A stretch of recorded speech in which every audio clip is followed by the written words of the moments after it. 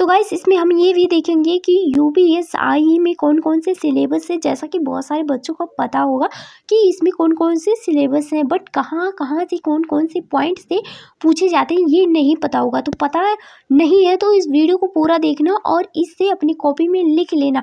लिखने के बाद अपनी दीवार पे अपने आगे जहाँ पर बैठ के पढ़ते हैं वहाँ पर चिपकाने के बाद आपको वही पॉइंट पढ़ना है, ठीक है।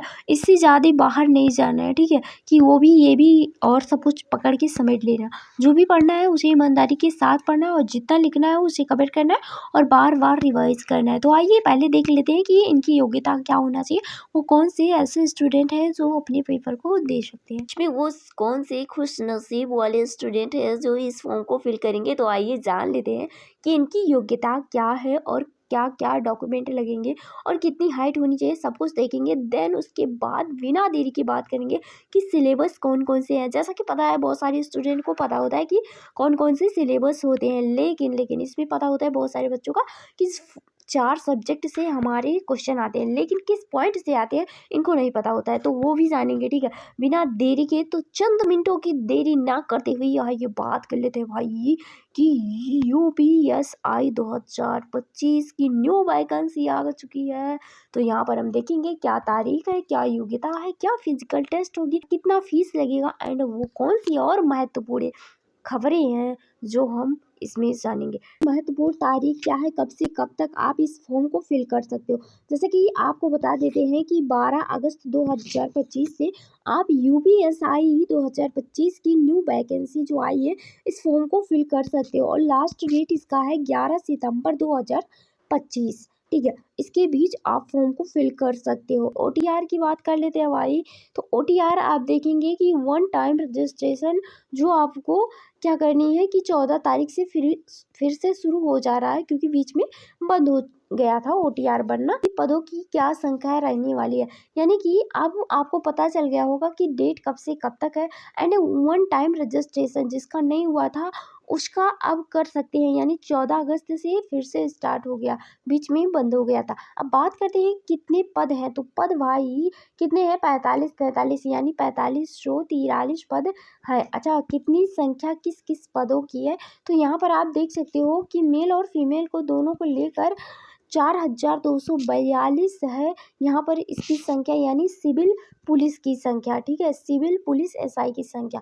ऐसे 3-4 पद हैं जिनमें अलग अलग आपको जो पद हैं वो दिए गए हैं, जिसे आपको कुछ संख्या में यहाँ पर बताए गए हैं, ठीक है। और अब बात करते हैं 5वें पॉइंट की कि आपको कितना फीस देना होगा। इसमें जनरल, ईडब्ल्यूएस एंड ओबीसी वाले जो स्टूडेंट है, जो हमारे फ्रेंड्स हैं, उनके लिए जो फीस लगेगा वो 500 रुपया लगेगा। अच्छा, अब बात करते हैं जो एसटी और एससी से स्टूडेंट आते हैं उनके लिए 400 रुपया लगेगा, ठीक है। शैक्षणिक योग्यता क्या होनी चाहिए, मुद्दा तो यही है भाई ना कि सब कुछ हो जाएगा, ये तो सब कुछ उपलब्ध हो जाएगा, बट हमारी क्या शैक्षणिक योग्यता है एंड क्या हमारी आयु है, तब हम फॉर्म को फिल कर सकते हैं, तब हम इस फॉर्म को फिल कर सकते हैं। देखो भाई, किसी मान्य प्राप्त विश्वविद्यालय से आपको स्नातक की डिग्री प्राप्त हो, आप ग्रेजुएशन किए हो, ये देख लीजिएगा कि आप अपियरिंग में ना हो। अपियरिंग वालों का नहीं होगा इसमें, जिसके पास उनका डॉक्यूमेंट, उनका जो रिजल्ट है बीएससी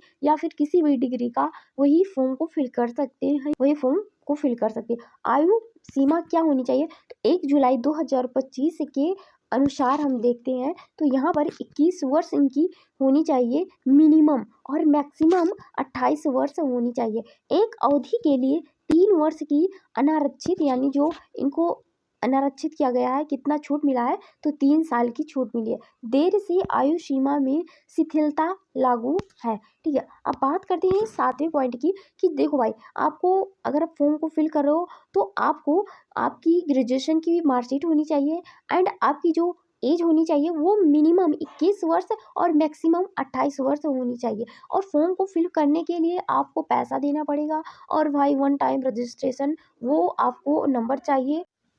यहाँ पर देख सकते हैं कि शारीरिक मापदंड क्या होनी चाहिए। तो यहाँ पर आप सब कुछ देख सकते हैं कि श्रेणी, यानी कि जनरल, ओबीसी, एससी के लिए मेल में जो कि हम स्टूडेंट यानी लड़कों के लिए 168 सेंटीमीटर इनकी ऊंचाई होनी चाहिए और जो इनकी चेस्ट होनी चाहिए ये 79 से 84 सेंटीमीटर तक होनी चाहिए। एसटी मेल के लिए यानी कि जो एसटी से जो स्टूडेंट आते हैं, जो लड़के आते हैं, उनके लिए 160 सेंटीमीटर चल जाएगा, ठीक है। 77 से 82 सेंटीमीटर इनकी चेस्ट होनी चाहिए। एंड जनरल ओबीसी एससी जो फीमेल है, जो लड़कियां हैं, उनके लिए हाइट 152 सेंटीमीटर होनी चाहिए। वजन भाई यहाँ पर लिखा हुआ है। एंड एसटी से जो फीमेल आती है, जो लड़कियां आती हैं, उनके लिए 147 सेंटीमीटर। एंड चेस्ट जो उनका होना चाहिए वो नॉर्मल भी चल जाएगा। अब बात करते हैं कि जो आपका फिजिकल एफिशिएंसी टेस्ट होगा, इसमें आपको दौड़ कितना दौड़ना होगा। अब भाई दौड़ भी देख लेते हैं बिना देरी के कि दौड़ भाई आपका होगा, ये यहाँ पर लड़कों की जो दौड़ होगी वहाँ यहाँ पर 4.8 किलोमीटर इन 28 मिनट में। फीमेल है, इन्हें 2.4 किलोमीटर 16 मिनट में दौड़ना है, ठीक। मेडिकल टेस्ट में आपको यहाँ पर देख सकते हैं यही सब कुछ होगा, वो वही बहुत नॉर्मल होगा। अच्छा, दस्तावेज में हम जानेंगे कि क्या क्या दस्तावेज और भी लगेंगे अगर आप फॉर्म को फिल कर रहे हो। तो यहाँ पर देखते हैं कि आय, जाति, निवास प्रमाण पत्र, passport size photo, OTR, UID आधारित EKYC, हस्ताक्षर आपको करनी है भाई, तो इंग्लिश लैंग्वेज में करनी है। जैसे कि कहते हैं कि अगर आप इस प्रकार से साइन करते हो तब चलेगा, ठीक है। ऐसे करना है आपको कि पहला तो कैपिटल फिर आपको स्मॉल बनाना है, ठीक है, तब आपका साइन सही बना जाएगा, नहीं तो रॉन्ग हो जाएगा, ठीक है। अब यहाँ पर देख लेते हैं, और आपको इंग्लिश में ही साइन करनी है, ठीक है। और यहाँ पर देखते हैं फोटो के लिए स्पष्ट रिसेंट यानी कि आपका जो फोटो होना चाहिए वो तुरंत का होना चाहिए और आप चश्मा ना लगाएं, और ज़्यादातर जैसे आप जिस वेशभूषा में रहते हैं उसी वेशभूषा में रहें। कि यदि आप अन्य राज्य से आते हैं तो क्या आपको जरूरी होना चाहिए, इसमें सब कुछ वही लगेगा जैसा सब लोगों का लगता है। लेकिन आपका जो आप किसी भी कैटेगरी के हैं, लेकिन जब आप यूपीएसआई का फॉर्म को फिल करेंगे, यूपीएसआई के फॉर्म को फिल करेंगे तो आप जनरल में आपकी गिनती की जाएगी, ठीक है। अगर आप फॉर्म को फिल कर रहे हैं तो मैंने सारे डॉक्यूमेंट बता दिए हैं। इसमें ये भी जान लेते हैं वो सारे बच्चे बहुत खुश नसीब है जो इस फॉर्म को फिल करेंगे, लेकिन ईमानदारी के साथ इसकी पढ़ाई करना। जो भी बच्चे अभी फर्स्ट बार इस वीडियो को देख रहे हैं वो पूरी ईमानदारी के साथ देखना। अभी मैं आपको सिलेबस बताऊंगी एंड इसमें ये बड़ी खुशखबरी है कि इसमें आपका निगेटिव मार्किंग नहीं है भाई। तो आइए देख लेते हैं आपकी सिलेबस क्या है। अगर आपका सपना है यूपी पुलिस में सब इंस्पेक्टर बनने का तो इस वीडियो को अंत तक जरूर देख लेना भाई, क्योंकि मैं आपके साथ पूरा सिलेबस ऐसे समझाने वाली हूँ कि आपको अलग से नोट्स बनाने की कोई ज़रूरत नहीं है भाई। तो इस वीडियो को पूरा देख लेना क्योंकि बहुत मेहनत लगी है भाई इस सिलेबस को, क्योंकि स्टूडेंट क्या होता है ना, सिलेबस को समझते नहीं है और यूट्यूब पर आ जाता है कि भाई वैकेंसी भी आ गई है, इसके साथ आपको पेड क्लास भी चल रही है, यहाँ से ले लो, फ्री में लूटना नहीं है। यहाँ पर आपको पहले सिलेबस समझना है एंड उसको लिखना है, देन उसके बाद वही टॉपिक आपको पढ़ना है। तो आइए देख लेते हैं बिना देरी के कि सिलेबस क्या है। तो सिलेबस क्या है अब यहाँ पर देख लेते हैं। पहले बात कर लेते हैं हम अपनी मातृभाषा का, हिंदी का भाई। तो हिंदी भाई कितने सब्जेक्ट होंगे यूपीएसआई में, तो 4 सब्जेक्ट का पेपर होगा। अच्छा, कौन कौन से होंगे बताओ। सामान्य हिंदी, जीएस होगा, रीजनिंग होगा, मैथ होगा, ठीक है। अच्छा, बात कर लेते हैं पॉइंट वाइज भाई बिना देरी के, क्योंकि मैंने कहा आपसे देरी नहीं होने वाली है। अब बात करते हैं हिंदी में कौन कौन से टॉपिक से आएंगे क्वेश्चन, यानी हिंदी अगर आप पढ़ रहे हैं तो ये टॉपिक आपको पढ़ना है, ठीक है। जैसे कि समास, एक शब्द, प्रतिशब्द, लौकिया और मुहावरे, वाक्य सुधार, वर्तनी सुधार, पर्यायवाची और विलोम शब्द, क्रिया, संधि, तत्सम, तद्भव शब्द, वाक्यांश के लिए एक शब्द, ये सब कुछ आपको हिंदी में पढ़ना पड़ेगा, ठीक है। पॉइंट वाइज मैंने लिख दिया भाई। अब क्या चाहिए आपको, अब बात कर लेते हैं सामान्य ज्ञान में आपका क्या पूछेगा। देखो भाई, क्या होता है ना कि कुछ ऐसे स्टूडेंट हैं जिन्हें हिस्ट्री अच्छा लगता है तो वो हिस्ट्री की दुनिया में खो जाते हैं, कुछ को संविधान अच्छा लगाता है तो वो संविधान की दुनिया में खो जाते हैं, और किसी को भाई भूगोल अच्छा लगता है, भूगोल के तो कोई किसी दुनिया में खो जाता है तो कोई किसी दुनिया में, ऐसे भटकते रहते हैं। आपको सभी सिलेबस जो आपके हैं उसको बराबर लेकर चलना है। अब बराबर लेने का मतलब ये है कि अगर आपने पेपर दिया और अगर आपको नंबर कम मिले ना तो क्या होगा ये तो आपको भी नहीं पता। अब कर लेते हैं सामान्य ज्ञान से कहाँ से क्वेश्चन पूछेगा। भारतीय इतिहास से कहाँ कहाँ से क्वेश्चन पूछेगा, तो प्राचीन इतिहास, मध्यकालीन इतिहास, आधुनिक इतिहास और स्वतंत्रता संग्राम से क्वेश्चन आएगा।